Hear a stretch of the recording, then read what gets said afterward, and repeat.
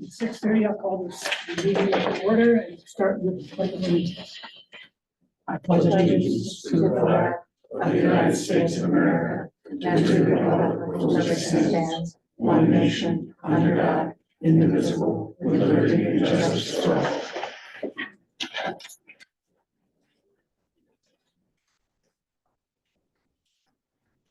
Okay, next is roll call. Everybody's here. Thank you, everybody, for coming tonight. Yeah. Minutes. The minutes were distributed by Jerry. Hopefully you've had a chance to look at them. If so, I will take a motion for their approval. So moved. Is there a second? Second. Any changes, modifications, additions? Hearing none, all in favor, please say aye. Aye. Any opposed? Any abstentions? John's abstaining. Oh, comment. We have. I'll ask, either of you like to make a public comment? We'll go to the participants and No hands are raised. no hand. A man, if you would like to say something, please raise your hand and we will give you that option. Okay. Moving on to the next agenda item, discussion on the OSPD budget. Let me do a little bit of background and then we can get to where we're world of bridges, reviewing the bidding. So we had the chief's presentation on January 7th. The police commission then worked with his budget and made a couple of modifications to his budget that was presented to the Board of Selectmen. The Board of Selectmen took that proposal, modified that proposal by eliminating $12,000 out of it, but left $5,000 in it toward an increase in electricity. At the same time, as the town is putting its budget together, there are a couple of small changes that are taking place. One is that instead of the $89,000 that has been set aside on an annual basis, other equipment, which is actually for payment of the vehicles, that money is going into directly into the vehicle account, and as well as for those funds that are collected by the police department for its outside services, anything in addition to 40,000 is also going to be put into that fund, and that fund is going to be used to then pay for the next flipping of the fleet. Do I have that right at this point? Okay, I got the nod from Leanne. So those are some minor, well, not minor, they're significant from a financial standpoint, but from a budgeting standpoint, not major changes. And the 89,000 stays in, it's just a matter of where it goes separately. So that's where we are at this point. Now the question is, wanted to invite the chief and members of the police commission to come in. I had raised an issue back in January, which I would like to pursue as part of this discussion. But before I go into that, I'd be open the floor to any other board member that has a question that they would like to have answered, either by the commission or by the chief. Anybody? All right. Hearing that, let me dive into this. So I'll start with a short story and then go into a somewhat longer piece. Short story, when I was going into my senior year in high school, my best friend at the time convinced me to run with him on a slate for student council.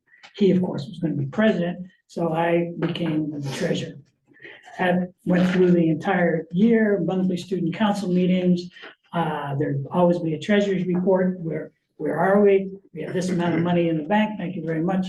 At the end of the year, I went and talked to the school secretary, and she said, well, this is good, but where's your budget? Budget? I've never even thought about the budget, never had a budget for the entire time. And so I quickly went home that night, and surprise, surprise, we had a budget that was exactly the same as the expenditures that we made. And handed it in the next day, and so that was my first experience in budget. And sadly, probably a little over 50 years ago. Since then, I have put together thousands, maybe hundreds of budgets, and have become much more of a stickler about budgets and about how they're used, how important they are. And I have been frustrated for a period of time about the Department of Police Services budget, predominantly because I've not been able to get a handle on how best to manage it. So what I've done is I've taken a look at the last 4 years.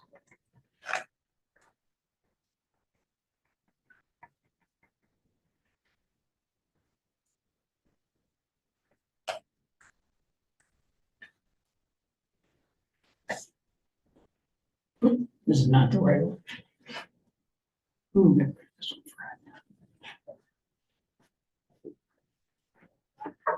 for the last 4 years of the Department of Police Services budget.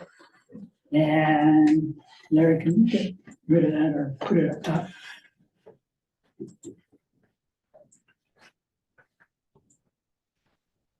Great. And using the screen, let me show you what. When you take a look at the budget, regular employees, each year we are a little bit, we spend less than we budget. And you go all the way across, and that has ramifications throughout what I would call the entire kind of personnel side of the budget. And you end up with then at the end of each of these fiscal years with, on the field service side in 21, you had $372,000 surplus, $161,000 in 22, $345,000 in 23, and then almost $500,000 in 24. So we're in a situation where it's growing, and the major reason why this is happening is because we're in a situation where, because we have the 25 patrol officers in the budget, then what we need to do is we need to 100% fund those patrol officers. And as the chief and others have pointed out, even though we have them in the budget, we have not over the last many years ever had a full complement of 25 officers.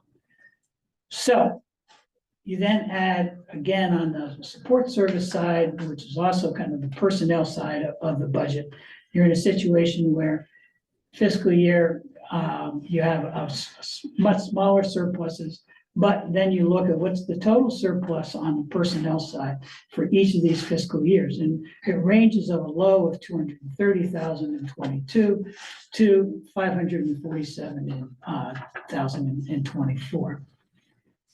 So that, when there are large surpluses, there is always a question of, how do we, are we budgeting correctly?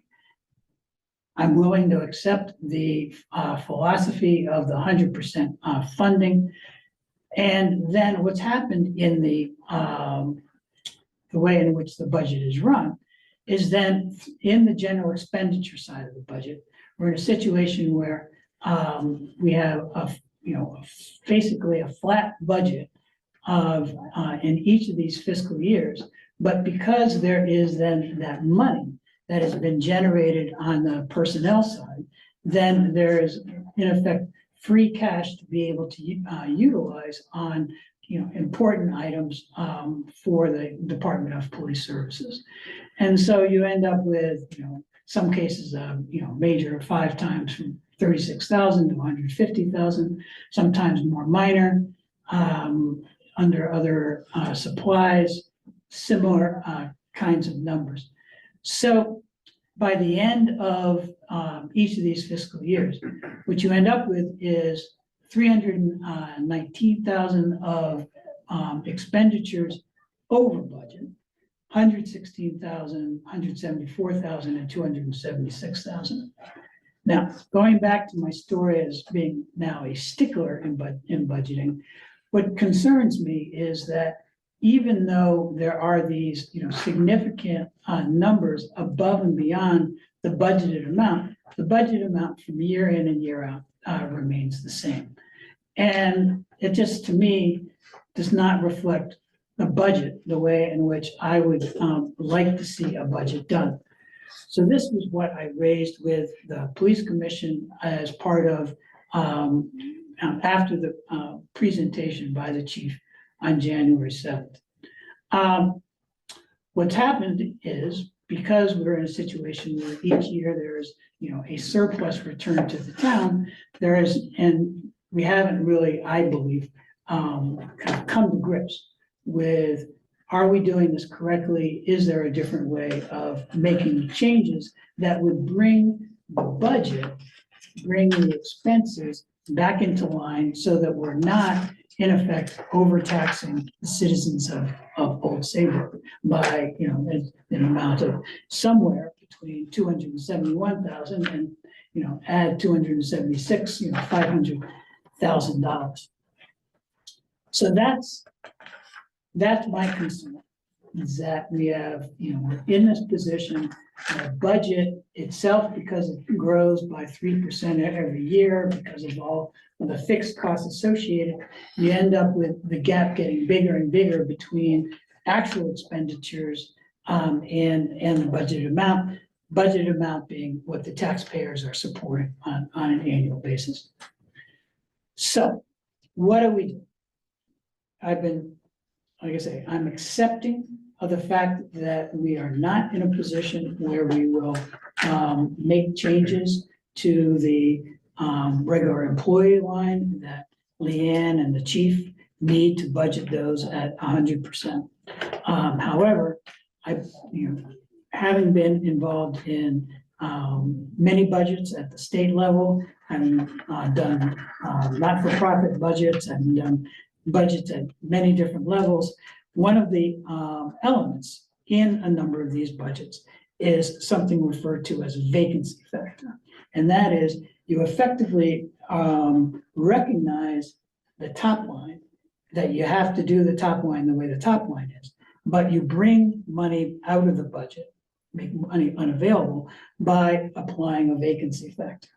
And in this case, if you're looking at this part, you would, in my mind, you would be in a situation where right under this green bar, if this were, an actual budget that Leanne was putting together, I would have a line item that would be vacancy factor and then an amount, whatever that amount is.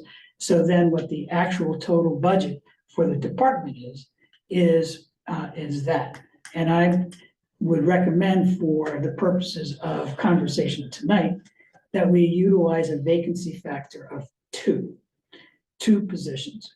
Now, Leanne has done a great job in providing for us at the beginning of our budget discussion, this document, which is the town salary and benefit schedule. And in the salary and benefit schedule, under the police department field services, there are 3 vacant positions in there. And in those 3 vacant positions, they are funded. They're fully funded from salary through all of the various benefits, with a total all-in cost of between $100,000 and $115,000, $114,500. So if you take those 3 positions, you throw in your, take the average of those 3, it's about $107,500. That's what a vacancy, that's the value of a vacancy based on the information that Leanne has given us. that value then, if you threw in, if you said a vacancy factor of 2, then that value would be 115,000, 107, 5 twice. So going back to then, how would you manage this in the budget? Then you'd go into a situation where you'd say, okay, we will have general expenditures, and then if in this, we would be in a position where we say vacancy factor, 215,000. And that would then be a reduction from what the Board of Selectmen presented to the Board of Finance. That's the way in which it would work. So I'm open to suggestion. Anybody else on how we can get ourselves in a position to bring the Department of Police Services budget back into line so that we're not in a position where we have these excesses of somewhere between, $250,000 and $500,000, and be able to return that money in effect to the taxpayer.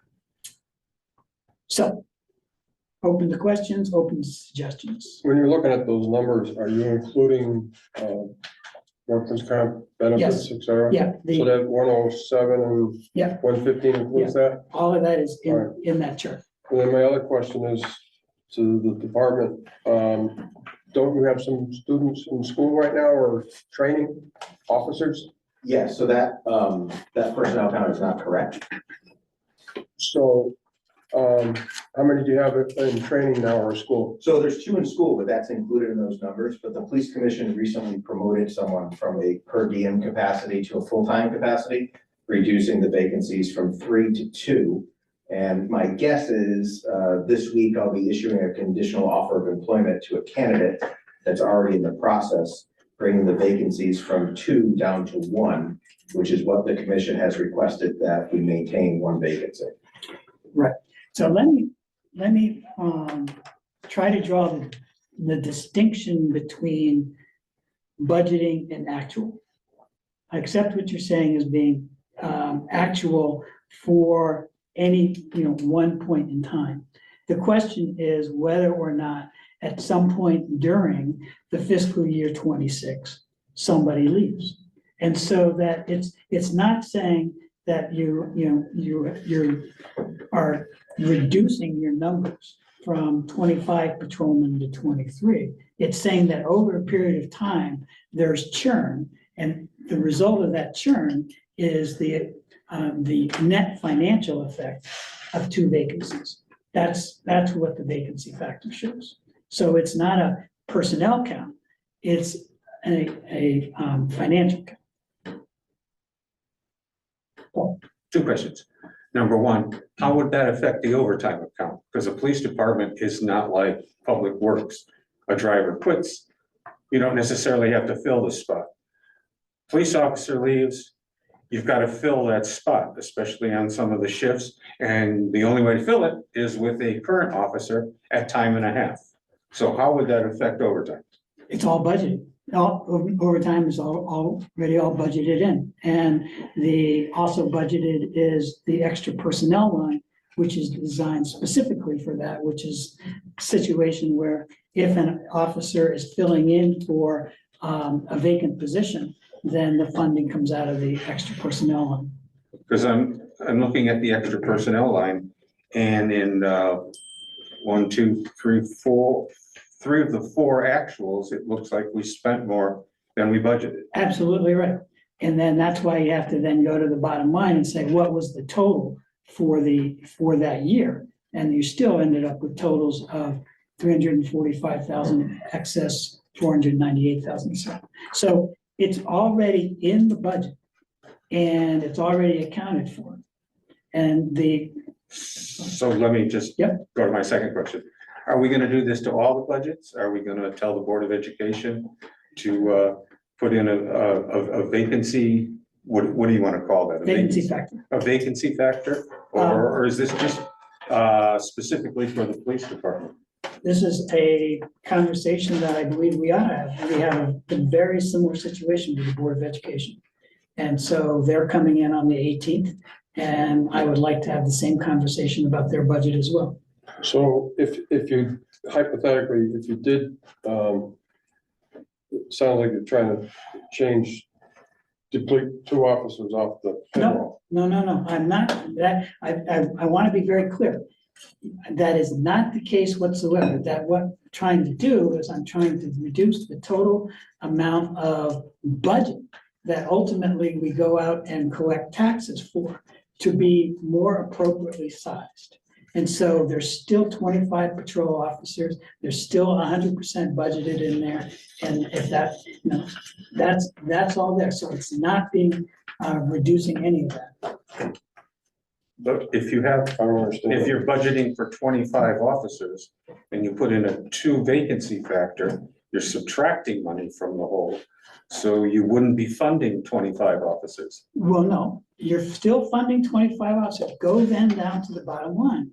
The bottom line says that there was a situation where the chief has had available money to him, 319,000, 116,000, 174,000, 278,000. So all it would mean is if there was 25 patrol officers for the entire year, then what the chief could do, because there would still be money available in this area of general expenditure, he just wouldn't have the hundreds of thousands of dollars to be able to spend, but he could spend the budgeted amount of money to be in those lines. So it's just a matter of, if all the money that's necessary is in the budget. George. But the way I view this, and so, I appreciate both Brad and Paul your questions, but I think from my understanding, where Bruce is coming from is we are absolutely not reducing the number of police officers in the group. That's really a police commission's discussion of whether how many police officers we need in this town. We're not doing that at all. We accept that the number of people, police officers we need is 25. So given that, I think my concern or support for this is those 3 line items which are highlighted in yellow, right? And so, and then there's one further down, and so this one is probably pretty good, but the other one is further down. I think that view is probably pretty good, right? So if you look at the top line, back in 2021, right, it was budgeted 36,000. The actual spend was 150,000. Last line, likewise, 15,000 was budgeted, 166 was spent.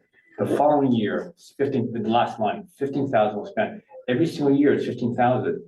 This year, that other supply is 15,000.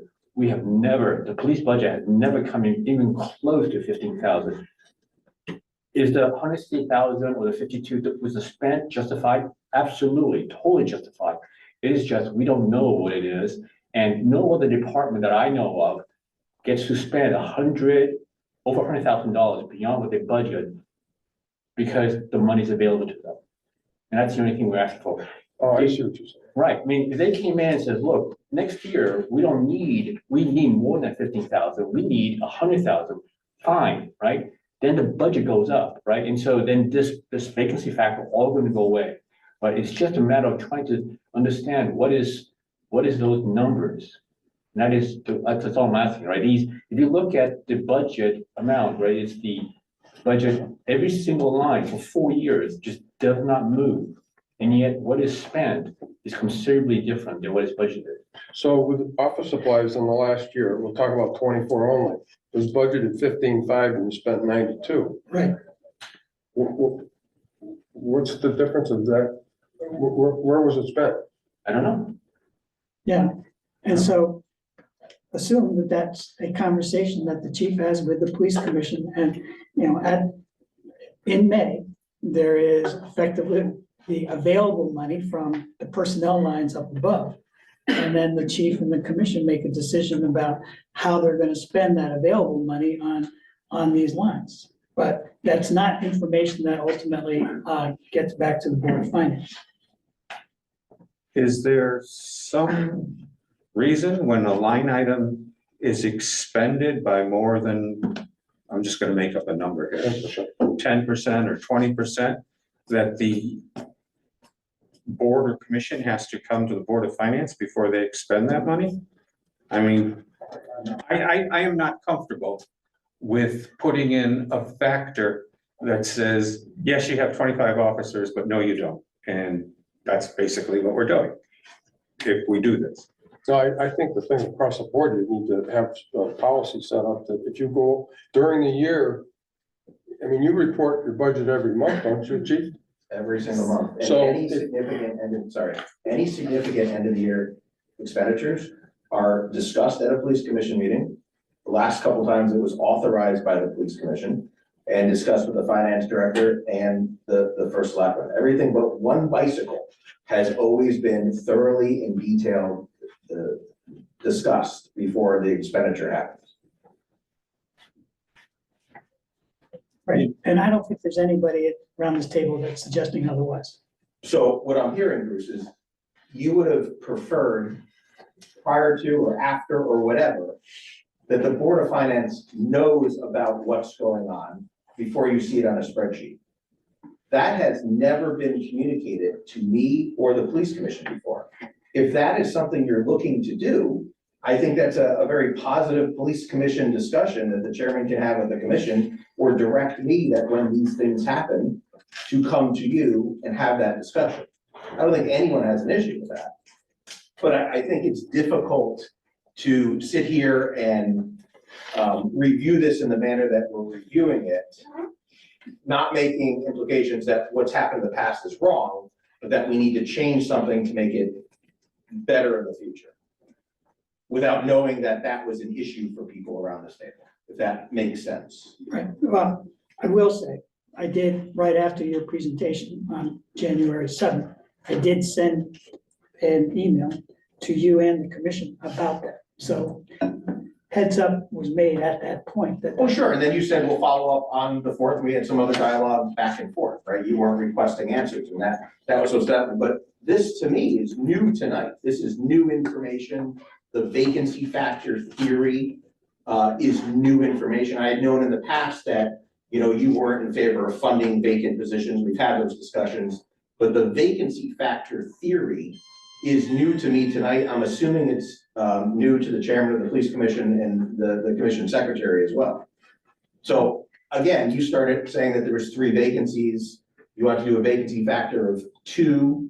I'm telling you that we only have 2 vacancies, and I believe that we're only gonna have 1, you know, probably within the next 30 days. So I'm not sure if the vacancy factor of 2 is still even a healthy So let discussion. me make a suggestion. I can see where there's confusion. And the confusion is in using the term vacancy. Because in using the term vacancy, people automatically jump to positions. So why don't I change that and say reduction? Simple reduction, so that it would be, we would have a reduction of the budget, $215,000. And that is because the budget has been over by more than that amount, at least the last 2 years. And my guess is probably aiming for that going into this current fiscal year. So that we take the whole issue of vacancies, because I can see around the table the confusion of saying, well, how many positions does that mean? And it's not only a question of number of positions, because there are overages throughout the entire budget, whether it's personnel, whether it's, you know, you can go through it step by step. But we're not in a position, I believe, from the Board of Finance side, to dig into each of the line items and say, this amount, you know, this amount, this amount. So it would simply be off the bottom of the budget, a reduction, 215,000. Someone says, how do you get the 215,000? I would show them how to do the math. I think going forward, what we have to do is set up a policy that, for instance, if the supply budget is 15.5, if I don't care if it was the police department or any other department, the commissioner needs to make us aware that they're over budget in February. And our office supply budget is at, say, at that point, I don't know, 60,000.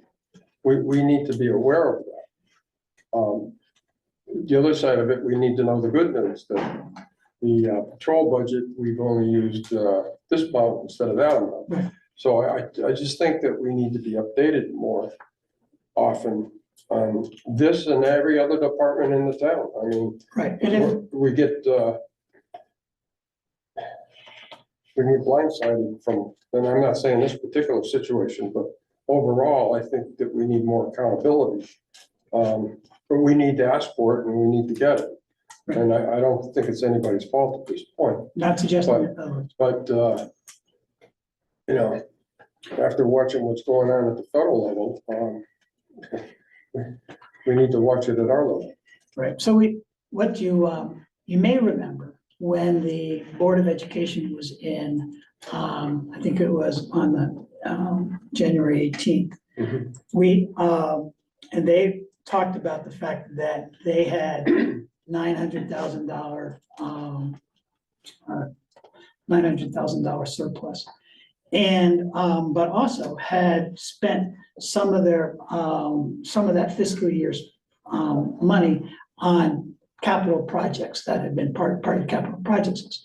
But we didn't know about it. And so simply asked the superintendent, said, when you do that, would you please just send a letter to the Board of Finance to let us know what's going on? And It I should would be see, before, not after.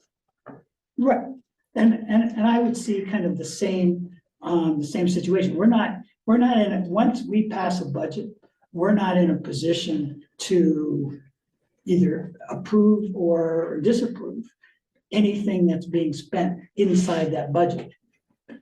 That's the department's funding, but it is good to know what's going on. George? So if I can just build on that. So the specific example for the school, right, that I remember. So the track field has always been something that's on people's radar. We put a lot of money into the track field, and we understand that there is a period in which it needs to be replaced and so on. And so the track field was, the track was gonna be last so long, and then they came in and said, it's gonna last 1 year less. And so it's gonna cost, I forget what, $250,000. They're gonna come out and do that.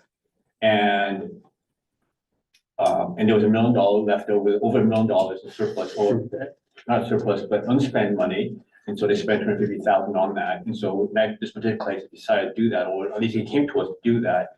And then it was spent.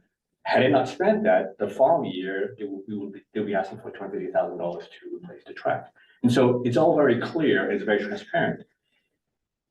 You know, last year was my first year on the Board of Finance, and, you know, I asked for the operation part, if the ask every single year remains the same, even though the expenditure is not the same. And my question was, can you not anticipate what you're gonna be spending? It's hard to imagine that you don't anticipate spending $92,000 at the beginning of the year, but you budget 15. You knew you're gonna spend even 60. Let's just say you didn't know it's 92, but you budget 60. Say 60, right? And whatever it is, it's all justified, I'm sure, but just say what it is. So the difference between the school and here is that we knew the school was going to spend $250,000. They brought up a year forward, and they spent that. Here, this 92, well, the difference from that came from the money, the unspent money in the salary, right? And so it's just, if we fully fund the police salary, that's absolutely correct, and that's fine. Here, it's fully funded, the 15,000 to whatever is appropriate. That's all we ask. At least that's what I'm asking. But let me just play dough.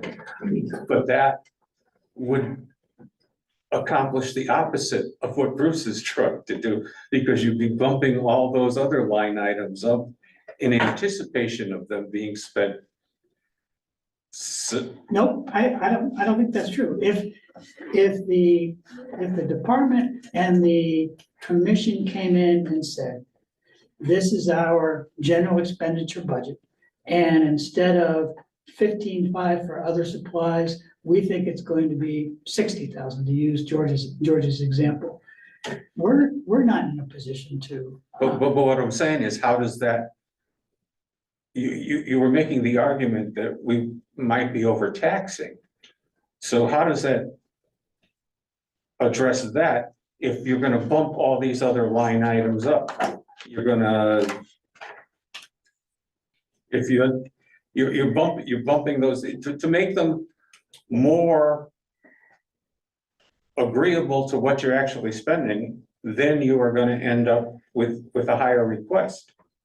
Correct, and then that's why the reduction piece comes into play, George. Well, if I can answer your question, right, and you're absolutely correct, it will go up. But then we will get a budget that's gonna, instead of saying 1.72 increase, it's gonna say 5%, whatever it is. It is gonna say 5%, we're gonna go, okay, we can't do 5. We can do something, and some of these line items is not gonna make it, right? That's $50,000, whatever they're asking for, whatever it is, maybe not, right? Or something else is gonna have to give, or we give them the 5, right? But you're correct, but then it's a realistic budget to that this is what they need to operate the police department. At the end of the year, there could be a surplus. The school comes in and they ask for whatever it is they ask. At the end of the year, there are unspent funds and gets turned back. Last year, it was almost ironic, right? They asked for $1 million. They returned $1 million. It was almost a wash, right? It was just kind of weird, but. So we're not voting on this tonight. I wanted to lay out for everybody, because we're not, our plan is we have the public hearing next week, next Tuesday night. We have the Board of Education coming in on the 18th. Yes. And then we will, maybe a short conversation with them. We may have a short conversation on the budget and vote on the budget on the 18th, but if we don't, then we'll vote on the budget on the 1st. But because I knew this was a long conversation, because I knew we wanted to be able to have the chief and the commission in the room, I just wanted to be able to have this conversation in advance of that. And it also gives everybody a chance to think about it before we ultimately get to having to take a vote. Chuck? I'd like to make a couple of general observations. Yes, sir. I'm looking at this, and my recollection is that at least 100,000 of that differential in 2022 was for next gen and the new data system, 50,000 for the original setup, and another 50,000 for implementation. And that, I think, was a very good investment. The chief sold the commission on it. We interviewed the representative from Next Gen. I think it was money very well spent. I've always been of the view that the chief's budgets have worked every year so far as I'm concerned, because my focus is on the safety of the town, the safety of the force. And I think we have, very good equipment, and we spend money to keep it that way. And a lot of these expenses I recognize as things the commission approved because the chief presented to us an opportunity. We're getting near year end. There is money, yes. This was not foreseen, but it was an opportunity and the commission took it. I think that is a degree of flexibility that I would hope the Board of Finance would not take away from the commission. And so I just want to get that out. Sure, and let me just suggest, yes, that's true. However, any other department would have been in a situation where they are, they put a budget together, the budget comes in, they spend a year doing that, and then all of a sudden there is something like that comes up. They come back to the Board of Finance and they say, can we take $150,000 out of the capital non-recurring fund to be able to do that? Makes sense, good idea, boom, it happens. And so there are ways to get to the same place that, still allow the flexibility, still allow everything, but keeps the departmental budgeting process the same for all of the departments. I have no concerns at all about a requirement that the commission would bring, I would suggest some threshold number to the Board of Finance before the commission approves it. That usually would be a percentage. So I'm going to go to Jill and then we'll go to Leanne. Yes, just, this budget works.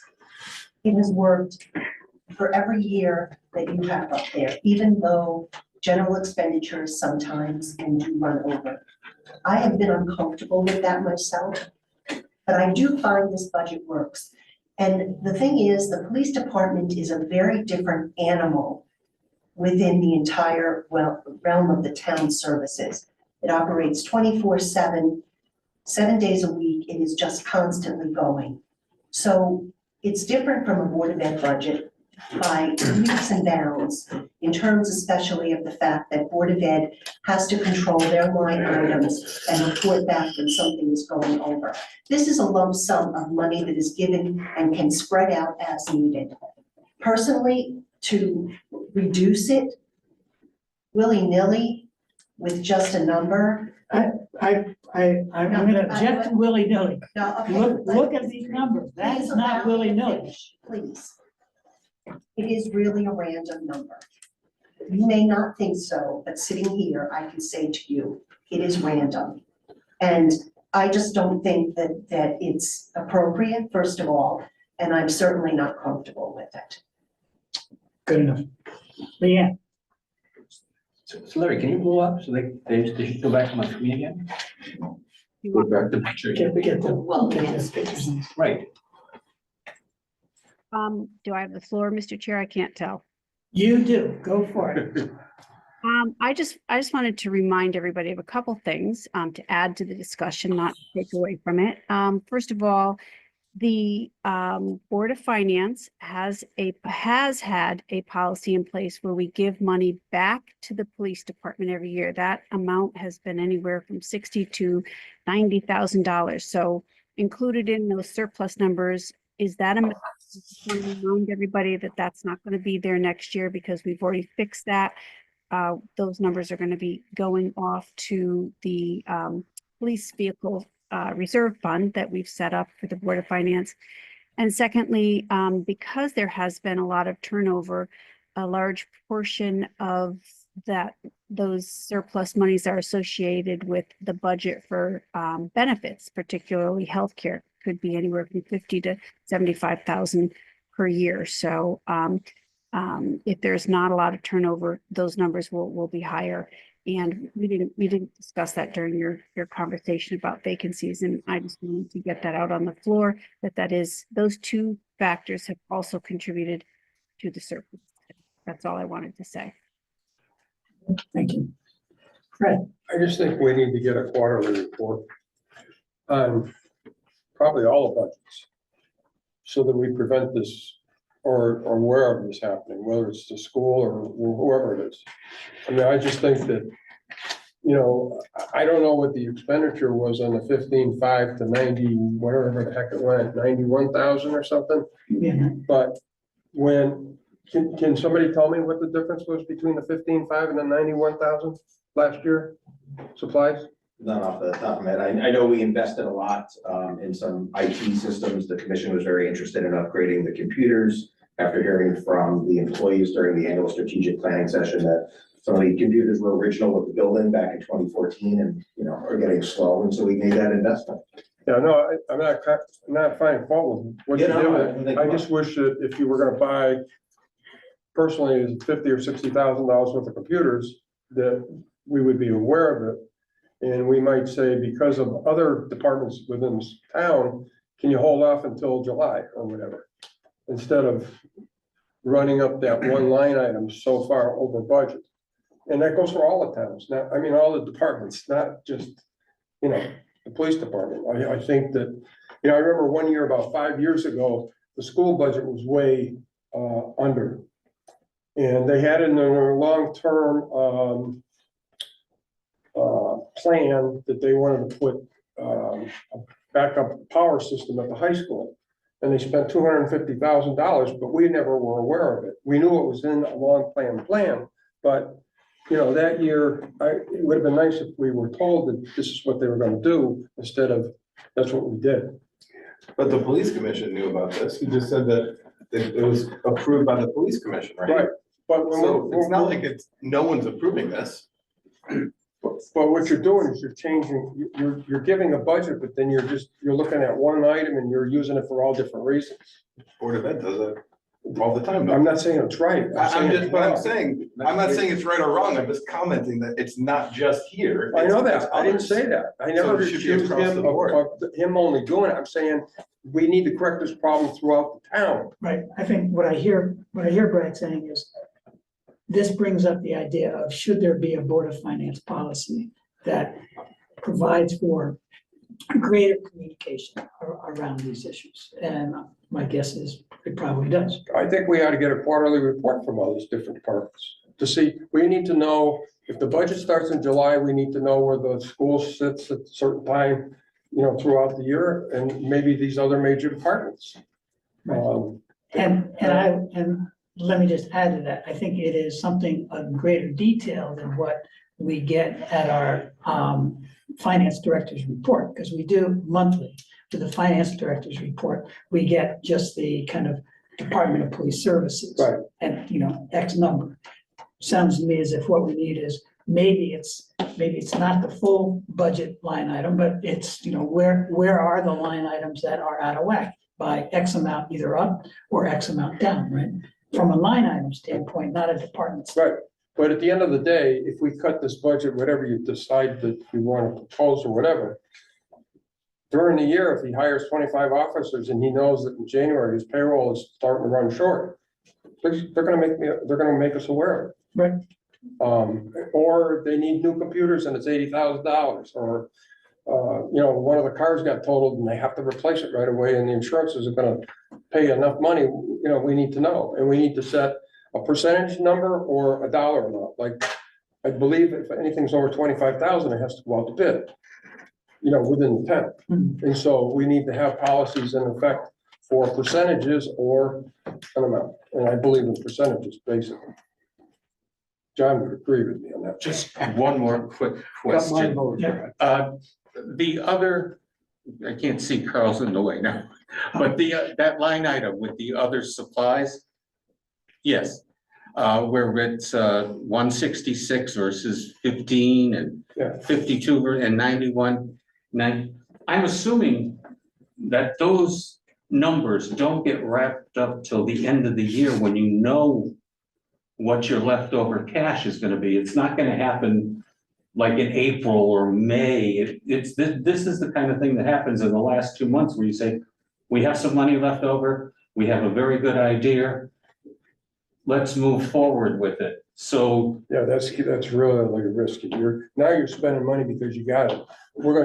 That's the kind of government. well, I'm we not don't saying want. that they shouldn't tell us about it, but I'm just saying that that's the kind of thing that happens at the end of the year. So, can I comment, Mr. Chairman, can I comment to that? Yes, you may. So at the beginning of the year, every July 1st, for the past 15 years, I have frozen the budget. Our agency lives in the most unpredictable of terms during the fiscal year. And so at my direction, we spend nothing unless we really have to for 85% of the year. Because if we are met with tragedy and I have to overexpend personnel resources because a response requires that, then I know I'm not going to buy as much supplies or toner or paper or whatever I'm going to need that fiscal year, because my priority is supplying public safety resources. I think, while I enjoy this collaborative discussion, I think it might be lost that we're actually talking about surplus being the problem and not running in the red year over year, which is how I inherited the police department budget over 15 years ago. And so I think that there needs to be some credit to the agency and to the commission, who does provide oversight every single month on police department expenditures, and working with our finance directors to have a formula-based system that works, and working with this board and the Board of Selectmen to have a budget that has run in the black for as long as it has. If this board chooses to reduce the police department budget by $100,000 or $200,000, the police commission has the responsibility to identify where that reduction comes from in the budget. The only possible place that those funds can come from in our budget is in the personnel section, which, in my opinion, would result in either not filling positions or creating a scenario of a layoff. I don't think that's in the best interest of the town of Old Saybrook. To Leanne's point, and I appreciate her saying, I had it written down. First of all, some surplus exponentially can occur just because of a vacancy, but because of the healthcare associated with the vacancy. You all have the personnel schedule. You all have seen the amount of money the town properly spends on providing healthcare and other personnel related benefits to their employees. When there is a vacancy, not only the salary to that employee goes to the bottom line, but exponentially the benefits. We've also identified something that increases the surplus each year. In that, the Board of Finance, as Leanne has properly mentioned, has a policy that anything we bill for outside services related to vehicles gets incorporated back into the budget. It backfills the fuel line item. But after we made that line item zero, we still incurred the extra funds. So if we had a very busy year where there was a lot of private duty jobs and therefore a lot of vehicle fees, not only were we canceling out the expenditure of fuel in the line item, we were actually adding money to the budget, which increased the surplus. And so I submit some of the surplus dollars that we're showing on the screen tonight are not factual as surplus to the actual approved budget by the taxpayers, but it's representing not only that surplus, but additional monies that have been infused. Now, the Board of Finance has fixed that problem. So at the end of fiscal year 25, any excess funds related to the outside services account that we bill for our town vehicles will no longer increase the surplus in the budget. It will now go into that off-budget account and properly fund future purchase of vehicles. So I think you've made a step in the right direction. But I think a reduction would not be wise. And I also think that the Board of Finance, and I'm not saying that you don't, but the Board of Finance does their job, and then the Police Commission does their job. There is not one penny that I have ever spent of any budget that I've been responsible for that does not go through a check and balance in an approval system. I do not have a town checkbook. I don't write checks. We request that monies be spent. That goes to the accounting department, is approved by a whole approval process here at Town Hall, and then is reported monthly to the Police Commission. If the Board of Finance wants more communication from the Police Commission about what's going on with the budget, first of all, we have the liaison program. We can certainly pour gas on that and have one of the members go to our meetings and report back if that's what you want. We can supply, if the Police Commission agrees, reports back to the Board of Finance. I'm sure there's a different type of report that Leanne can generate from the system or accounting can generate from the system to give you the information that you need. But I also submit that while we're looking at how we budget townwide, maybe we should look at how we budget with our line items. I've always been a fan of breaking things out a lot to be as transparent as possible. But then it gets us into the discussions of you spent more on office supplies than you did. If there was one line item that said general expenditures, and we took from that line item all year, you wouldn't see this. If we had overtime, instead of all the different overtime categories that I like to have because I believe in cost centers, you wouldn't see one item in the black, one item in the red, you would just see everything in the black. And so that might be another discussion, but when we came over, when we crosswalked to Yacoa, this is how we chose to do it. And to the Secretary's point, this has worked. So our budgeting practices have not been at the detriment of the Old Saybrook taxpayer in any way, shape, or form. Quite to the contrary. Carl? Can you hear me okay? Yes. So just to Brad's point a little bit, the Board of Finance, one of the things we've been doing over the last 6 or 7 years is building the budget with the Board of Finance and trying to bring things a little bit more into budgeting to actuals based on the last year. And this year, I think you saw it even in more detail than last year. I think having more, I don't know that you need more policies for Leanne or I to report on monthly in terms of expenditures, because I think several times this year, in fact, we came to the Board of Finance and said, hey, Public Works is thinking about doing X. Would that be okay with the Board of Finance? And we discuss it with you. So there are no secret expenditures that are going out that are going to be corrected via a policy. And really, I think to the police commission's point and to the chief's point, the police department being the largest budget, the general government budget anyway, I think maybe having, whether it's a liaison or whether it's actually receiving the chief's monthly report at the Board of Finance for review, whether it's every other month and spending a little time on that, maybe that's something you want to do. And the Board of Finance can invite the secretary, the chief, anybody who wants to come. But I also want to, one last thing with regard to surplus, and again, it's going to come up this year. Let's overall probably a good problem, right? We don't want to have a community where we're constantly looking at deficits like some communities are because they can't collect the taxes.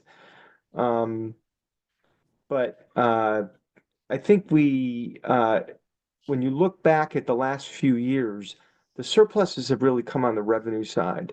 The expenditures and the police budget being the largest of them, and having a larger surplus. On the expenditure side, I want to say it's been in the $400,000 to $500,000 range, and maybe the police department budget represents half of that. If you were to put the rest of the expenditure against the rest of the budget, I don't think it's an outrageous amount in terms of the expenditure budget. The real surplus part has been coming on the revenue side. And that is something we can discuss. Now, whether we want to boost interest income to $1 million and then, pay for it in a few years if interest rates go down again, I don't know. But that is where the real surplus has been coming for the last few years, and it's coming again this year. We can't budget more than a 99% collection rate. Now, when you look at the treasurer's report in 2 weeks, you're going to see we've made budget. We've already made budget for fiscal year 25 on our tax collection, which is amazing. And this is a conversation we've had with the chairman of the Board of Finance,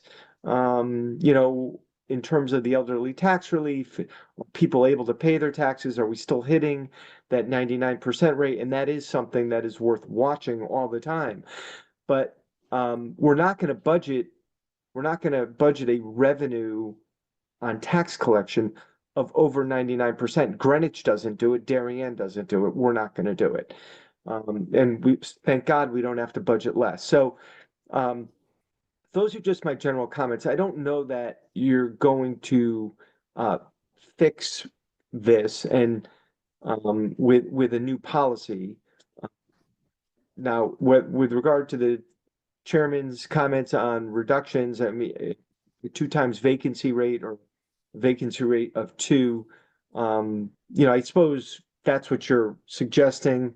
The number could be any number, right? I mean, it could be a vacancy rate of 0.50, it could be of 75 basis points, could be anything if you were really suggesting it, if in fact there's support for that, and if you factor in the fact that some of the the revenues that are going to the police department won't be going to the police department anymore. But those are my general comments based on the conversation I've heard. Got it. Thanks. George? So this is actually a question for Leanne. So Larry, is it possible for you to get all four people back, or the people back again? Yeah, go for it, stop sharing. I'm gonna stop sharing. Okay, so here's a question for Leanne. So, I'm just trying to understand, when we're talking about the surpluses, or that's not the right word. I mean, we need to find another word for surplus, right? But money going into the police budget, that, they can spend, right? And I think what I heard was that some of the, off-duty, I'm not exactly sure what the word is, but off-duty pass that gets paid. Eventually, one of the things that we talked about was using that money to pay for the car, for example, and going to that fund. Is that money that's coming in for the surplus? Is that in these the fiscal year budget thing that Bruce was talking about, where he shows the surplus, the line on the bottom? That is actually part of, that is a line item in there? Yes, so in August, I will come forth, and I have every year, and the chief provides me with how many hours that the vehicles have been running, and, times, I forget what it is, $25 or whatever it is that they charge. That adds up to like 60, 90,000. And we have been putting it towards fuel. We've been putting it towards vehicle maintenance. And at that point, the police department already has a under budget, over budget, whatever you want to call it. I'll call it a surplus. They spent less money than they actually budgeted. And that makes it worse. It makes the surplus higher when that happens. But we've solved that problem. I mean, I think it was recognized this year during the budget process. And so that's going away. But, I just wanted to just state that when you look historically at those numbers, that was part of the reason why they were as high as they were. Right, but right now, in the line item that, for each of the expenditures, there is no line item for off-duty income. Or is there one? That goes into an off-budget fund, outside services, and Okay. now and then when you do the sheets with all the different funds in it, you'll find it there. So we're actually transferring money from an off-budget fund into the general fund. And that's really the only time that we do. I'm sorry. So the math that Bruce is showing, where the bottom line was around 200,000 surplus already, with the off-duty income, it's actually even more than 200,000. No. No, I think it's the other way around, because what happens is, the way I understand it, Leanne, correct me if I'm wrong. So let's use the numbers that have been floating around. There's a $90,000 in the off-budget account. They keep and there's an expenditure of $60,000 in the fuel account in the budget. They'll bring the fuel account back down to 40. So that's why if my sheet was up, you'd see fuel stays at 40 all the way across. And then whatever the balance is in that off-budget account, that flows then to back to the general fund and is considered part of the general fund surplus. So I guess, Leanne, one of the questions would be, looking at, if you looked at 21 through 24, at least the slide, the information I had, could you give me, not sitting here tonight, but could you tell me what that amount was that enhanced the surplus for each of those years? So then we would have a better sense of what the actual surplus is. Yes, I can do that, but I do want to correct one thing that you said, and I'm going to make this very simple. Let's say that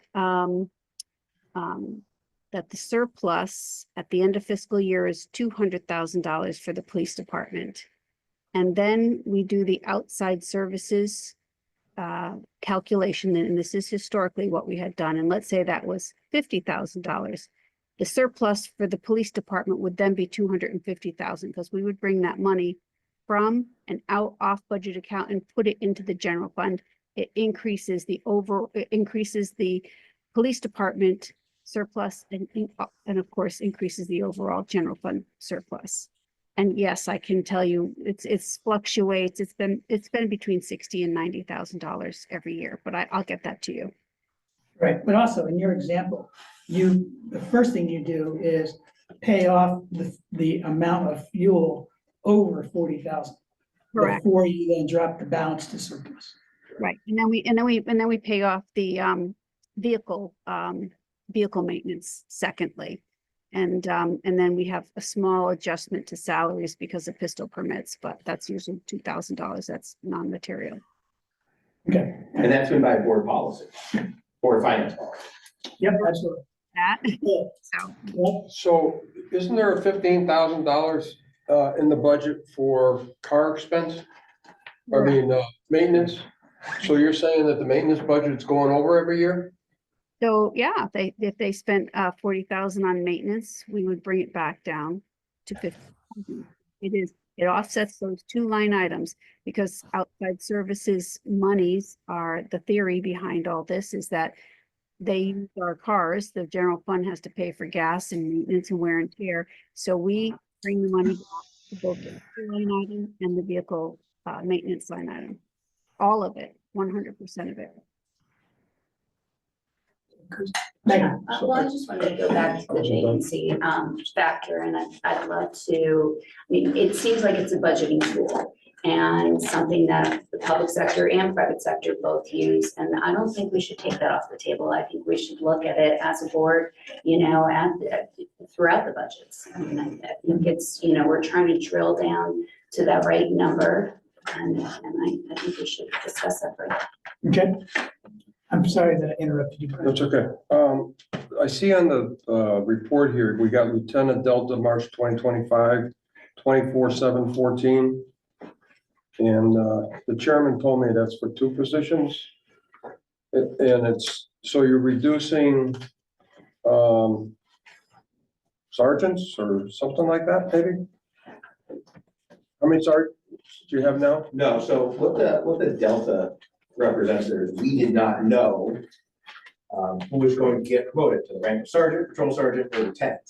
And so we had to establish a mechanism in the budget that would allow for that delta to actually be applied to a person. So the commission is interviewing the applicants for the position of lieutenant on Thursday.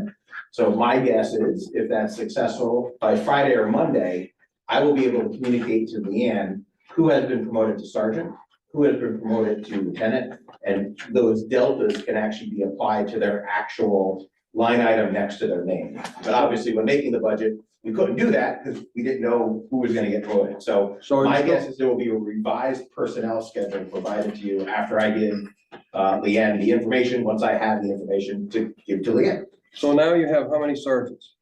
So now we will wind up with 5 sergeants and we'll have 2 lieutenants. And that is the structure that has been approved by the police commission. So there's gonna be 2 sergeants and 2 lieutenants, 5 sergeants. 2 lieutenants. And then with the new lieutenant positions, what other benefits are included? So they're union positions. And so unlike last time when we had lieutenant positions where that had to be specifically negotiated in a personnel services contract, that is not the case. So the first selectman had to create a memorandum of understanding at the request of the police commission with the collective bargaining unit to establish the benefits. So it's salary, but there's no change in any other benefit. What about cars, No, vehicles? They vehicles stay at the station? I have no intent of assigning a vehicle to any lieutenant. So in my tenure, we've reduced how many take-home vehicles there have been, and I believe strongly in that. Okay, so how many take-home vehicles are there then? So I have a take-home vehicle and the detective sergeant has a take-home vehicle, so that would be 2. 2, okay. All The right. captain had one, but obviously when he retired, he did not leave with his car. So those are true numbers then for sergeant, the only additional cost. Right, so there'll definitely be a revised personnel schedule that will reflect all the different promotions. So will it be 5 sergeants and then 2 lieutenants? Correct. Yeah, so we're not changing the number of positions, but the dollar amount next to specific individuals' names might change if they're the ones who, So if you have 5 sergeants now and 2 are gonna become lieutenants, wouldn't it be 3 and 2? it's not necessarily sergeants that will become lieutenants. So it's probably premature to have that conversation 2 days before commission interviews. Okay. And I got a couple other questions. On fuel budget, electricity, you increased to 10,000. I'm under the understanding electrical rates are going down. Is there a reason? Brad, I'm gonna interrupt you for 1 second. The police commission increased it to 10,000.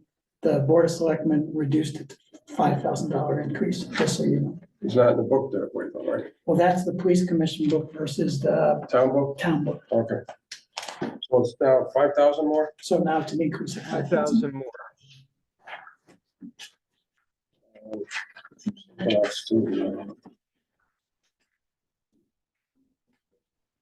We'll call somebody else. Okay. Are there any other questions people have? George? I have a good question. So Leanne, I'm just trying to, I'm trying to wrap my head around what it will be the final percent increase for the police budget. Because, in your budget book, the Board of Selectmen approved number is, I'll get the exact number, right? It's 5565, 555. I think it's page 96, which is about $100,000 less than what the police commission had presented. And I suspect that is due to that 90,000 for the police car moving out to a different budget. And so, and I get that. And so, right, if we actually put down 5.5 million relative to last year, it's actually which is what you had in the last page, it's actually a decrease in the request, right? But in fact, it's not. I'm just trying to figure out how these percentages are going to work, right? Or maybe we don't really care, right? Because essentially we were saying that police budget is not, police department is not even an increase in budget, they're actually having a decrease in the budget, when in fact, in total, they are going up, maybe not 1.72, but maybe 1.69 or something. Right. I'd have to get my calculator out, but the field service budget is up 81,000 or 2.1%. Support services is up 4,000 and change or 0.4%. And then general expenditures is down 101,000, the majority of which is at 89,000. So that's down 18.3. So overall, the police department is down 16,000 or minus 0.3. Now, if we had added that 90,000 back in, it would actually be up 85,000. So whatever 85,000 is divided by, I can do it. But No, understood. Okay. Okay, other questions? So last year, the repairs on the cars were 55,000? Leanne, is that true? we'll look it up. So let me see. Hold on, I just closed that page. But yeah, if that's what is that what? Yes, sounds about right. Let's get to that page. So last year.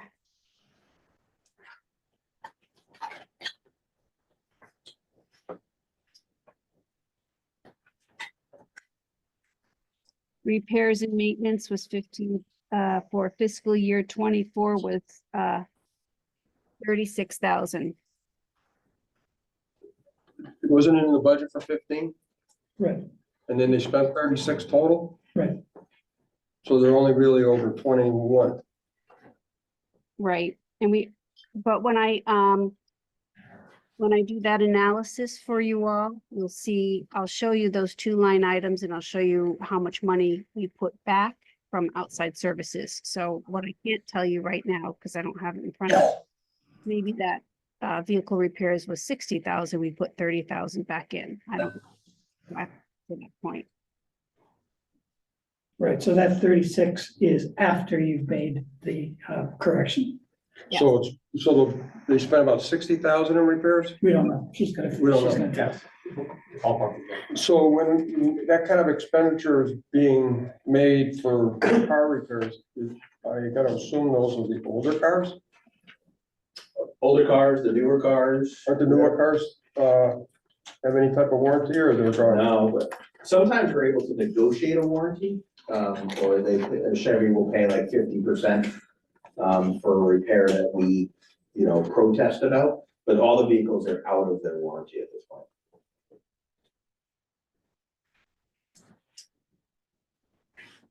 Okay, other questions people have? Good. So I think we have had a full, frank conversation about this. We will, like I say, we're gonna have a similar conversation when the Board of Ed comes in on the 18th, because we have similar situation with the Board of Ed and how we want to approach that. Be ready, think about whether a reduction is something we want to do or not, and then we'll ultimately vote on it, either on the 18th or at the meeting on April 1st. So if you do a reduction, say hypothetically, it's 215,000.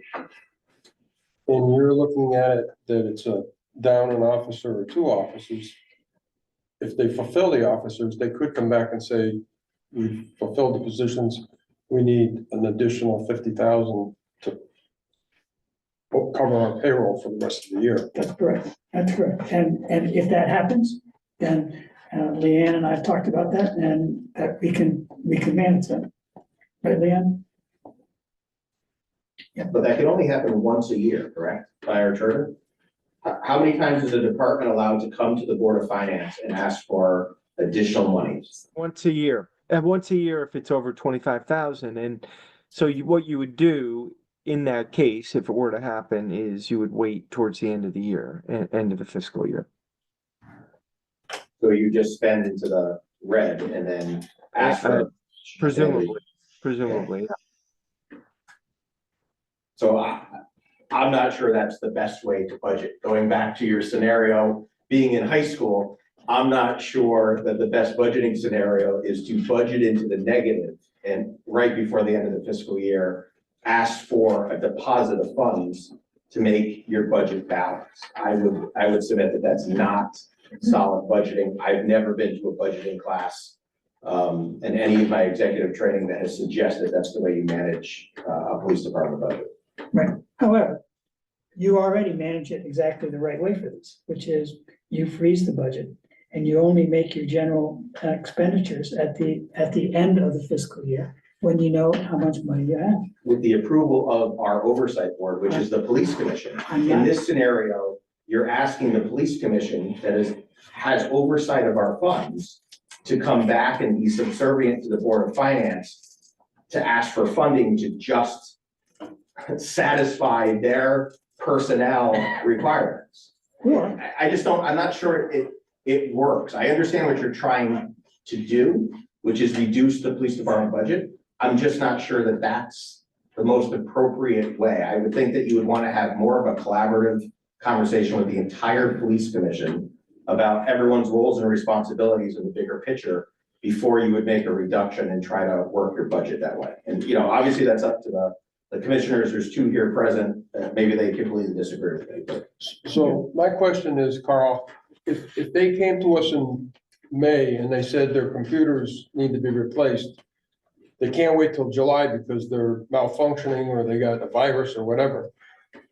Even if they got an approval in January, are you saying that they couldn't get $50,000 to get new computers as an emergency? If it was a capital request, you could probably do capital non-recurring. And if it's a personnel line item that is running in the red, you'd probably just let it run in the red and then balance it at the end of the fiscal year. So if there was an emergency, it could be fulfilled. okay, all right, So can I ask one more question? sure with me. That's as many as you want. If we hypothetically cut the budget overall, 215,000, like you're proposing, where are you gonna make the cut? Not gonna make the cut. That's the point. The point is, it's. Bottom line? It's off the bottom line. And so then if the chief and the commission manage to the bottom line. They don't. So it's not a matter, I think it'd be inappropriate for us to say this line, this line, this line. But it's appropriate to say there's too much money in this budget, we need to reduce it, so we take it off the bottom line. I would suggest you don't have the authority to go to the actual line by line. Yeah, The Board I'm of not- Finance got in trouble doing that about 20 years ago. I Not would saying- not. Who was the chairman? But Not for me, not for him. But Bruce, in that scenario, the police commission, the police commission would have to identify where that reduction is coming from in the budget.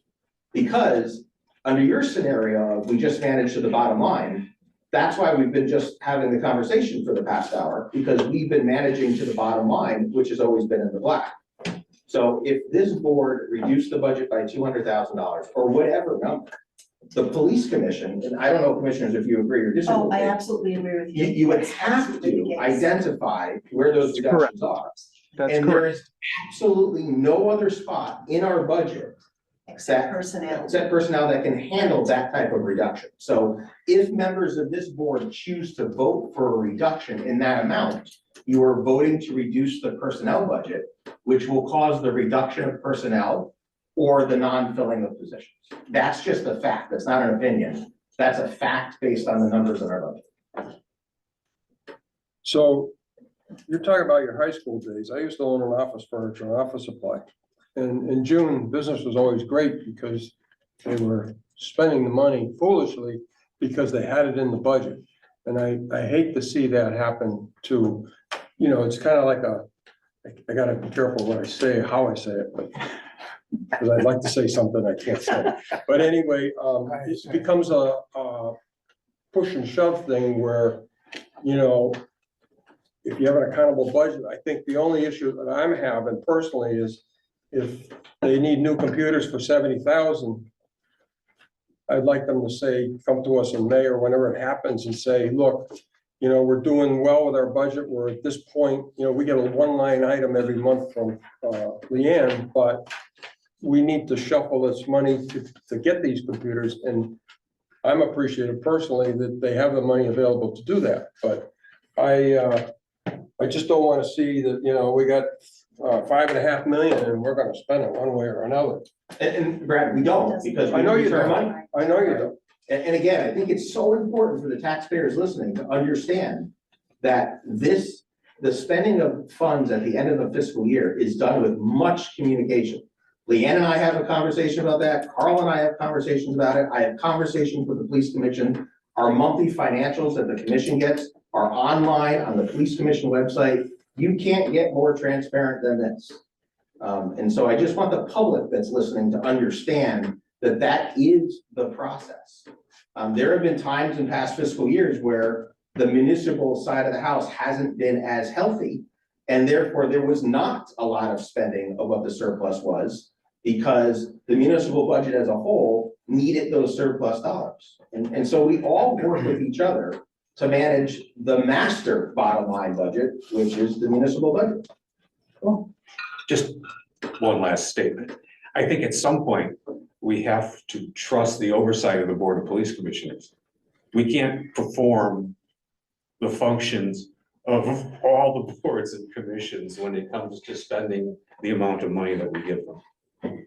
George, I appreciate the conversation we're having right now in terms of where this money is gonna come from, and I appreciate that, but I'm just looking at this in terms of the bottom line from the police department general expenditures. We're not talking salaries, right? And so the amount budgeted doesn't change because we don't change what we budget. The only thing that really changes is the workman's compensation. That's a huge component. It's about 20% of it. It essentially is 541,000 every single year for the past 4 years or so. What is actually spent, not even close to that. We want to take, and we're not going to go line item by line item because that's not our job. But if you allow me to do this, because we seem to be talking about that, line item, other equipment, 89,804 is what's budgeted and is exactly what is spent every single year to the dollar for 4 years in a row. That's our Wow. loan payment. I'm sorry? That's the lease payment. Okay. So we know that when we enter into the lease for vehicles, We know what our annual payment is, and that's what's budgeted.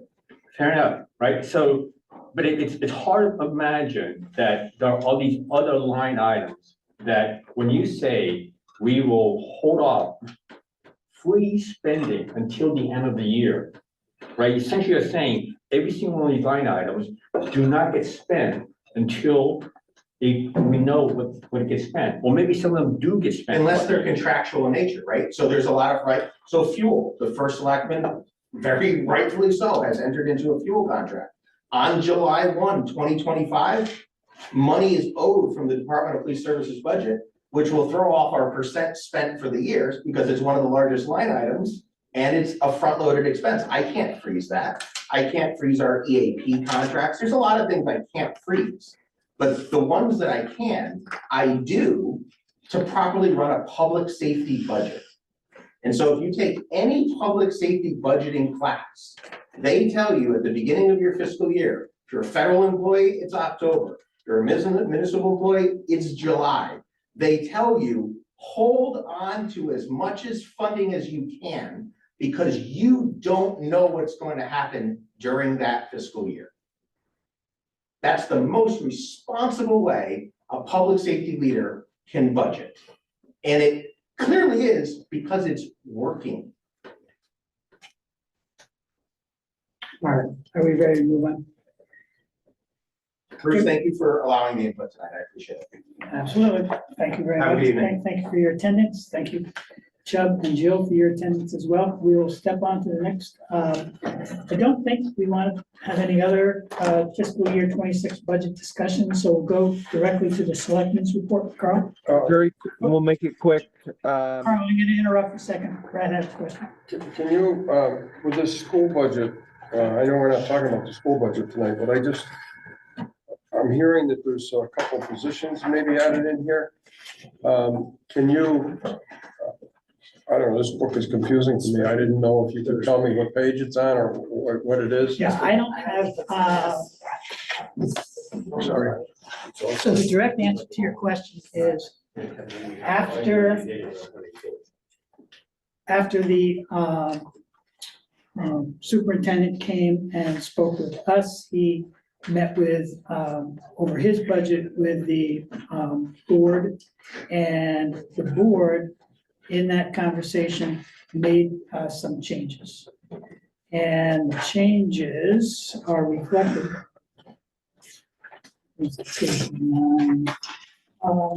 And one of those is an increase, is an addition of a associate principal at Goodwin.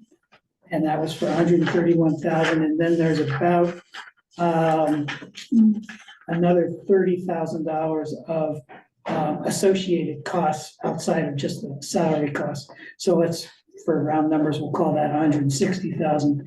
And then 135,000, not specifically for a position, but for a set of services that would be involved in assisting in strategic planning. And also they received a NEASC report, and so being able to implement recommendations out of that. So the total of 135, 160. So there was about a total of about $300,000 that were added in by the Board of Education after we met with the superintendent. And so this is the page that shows. So, last time they did that committee for the study, George, if I remember right, they had volunteers from people from town, plus board members, plus teachers, et cetera. Remember when they did that 5-year strategic plan? Yep. So what I don't understand is why this time, and I know it's not a question to you, but that's the way it was done before, and now all of a sudden they want to hire somebody for X amount of dollars. They hired a consultant last time, I'm pretty sure. George? So we hired, I've been on the board for so long, the one that's 10 years ago, we had a consultant who had the townwide thing. The one that was 5 years ago was much more localized. It was mainly the DLT that managed it. I don't believe that we actually went out to the outside and so on. But I think in this particular item, and this is probably the question for the superintendent, and so I'm speaking way out of line, but I think, for that line item, he's talking about multiple different things, not just the strategic plan, but also, dealing with the NEASC accreditation and some other centralizing, some other functions, back to the central office. What was that, NEASC? Yeah, NEASC, it's, every 10 years, I don't remember what it It's is. the New England accreditation for secondary schools or something along that line. So it's an accreditation body that the high school has to go through every 10 years. Correct. And then they get a report, and then they are monitored as to how they're implementing their recommendations. And my understanding, the report came back and there were a list of things that the high school needed to do, and so someone would need to manage that. My guess, but but seriously, these are the questions that we should go to the superintendent. So anyway, this is the discussion for the 18th. Right, no, I know, I just want to be able to see it. Yep. Now, thank you for telling me Okay. which page it is. Carl? To look at that.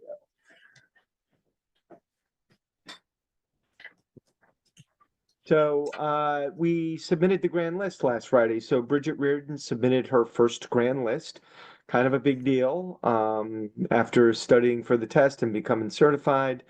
And it does show an increase. Well, we can talk about that as we go through the budget process. But she was very thorough, very really put her head down, very nervous about making sure it was accurate and doing a good job.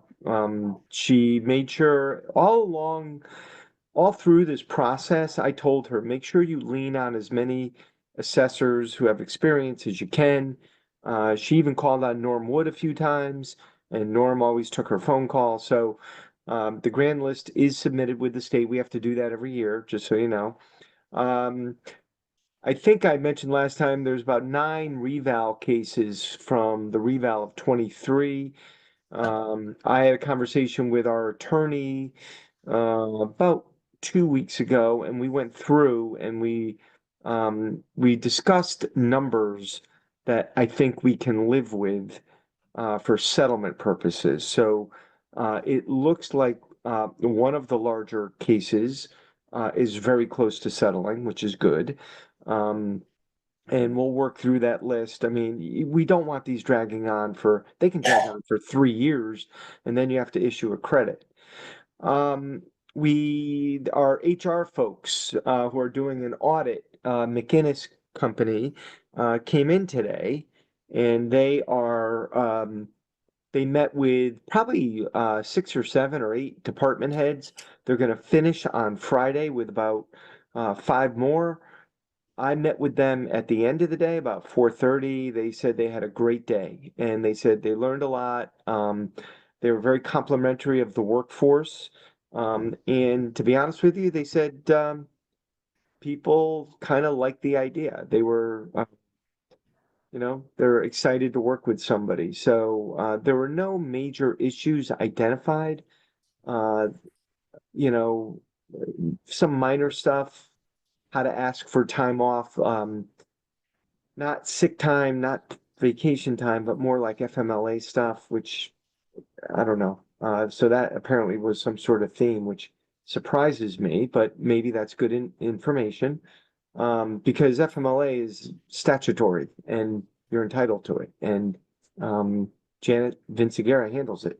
And there's been a lot of those cases. But anyway, that's probably a little too much detail at this point. But they came in, they'll be back Friday, and then they'll get back to us. So it was actually, they had a great day, they said. And lastly, you may have heard about this. The car tax, and I know I've discussed this ad nauseum, not at length, ad nauseum with this board. And the car tax, the new law has cost every municipality significant sums of money with this amortization schedule. Old Saybrook, it is about $350,000 that it is costing in revenue. Now, that's a bad way to put it, because that $350,000 is just money that residents are not being taxed, correct? So it's just revenue that we're not going to have anymore. But it is causing such an impact that the state legislature already created a fix, and that fix is that you don't have to start at 85%. They'll let you bump it to 90%. So they're letting you tax at 90% of MSRP this year, not 85%, if the municipality chooses to do so. I have not run the numbers on that. That was a fix that kind of came through late last week. I'm inclined not to do it. It's still going to decline 5% every year. So you're just 5% behind. It gives you that 5% bump this year in revenue. But, it's something I'm going to talk to Bridget about. I don't know what the number would be. Leanne, do you have any idea what that number would be offhand if we went to the 90% as opposed to the 85%? I don't, Carl. Yeah, I wouldn't expect you would, but I was just wondering if Bridget discussed it with you. So we'll look at it and, I guess if it's $150,000, we need to consider it, but if it's $30,000, I would say let's not consider it. So, I think at one of our last meetings, we talked about the land trust wanting to acquire some of that land on Springbrook Road. And we've sent the check to them, the $10,000, so that they could complete that purchase. And they're very happy. And that was just serendipitous that I kind of came across them at the pavilion, the Vicky Duffy Pavilion that day when they were looking to fundraise. And so it's a nice piece of land, it's going to be open to the public. There'll be parking spaces, and it will likely connect at some point to a larger parcel. So people may have access to a much longer hiking trail. That's all I have for tonight so far. Thank you. We will continue on. Liaison reports, we have comments from board members. Any comments? Public comments, we have 3 guests. If any of you wish to speak, please raise your hand and we will make that happen. Seeing no hands raised, comments from the chair. All I want to say is thank you for the conversation. I think we had a good dialogue about it. I think it is something that's worth thinking about. We will continue this discussion on the 18th, and we will also, hopefully, as many of you who can attend the public hearing next Tuesday night at the middle school. George? Quick question about the middle school meeting. It's not on the website yet. When did that get posted? When did that get posted? The March Public 11th, hearing. sorry? Public The hearing, public hearing. I sent it to, I'm sorry, where it has not been posted, where, George?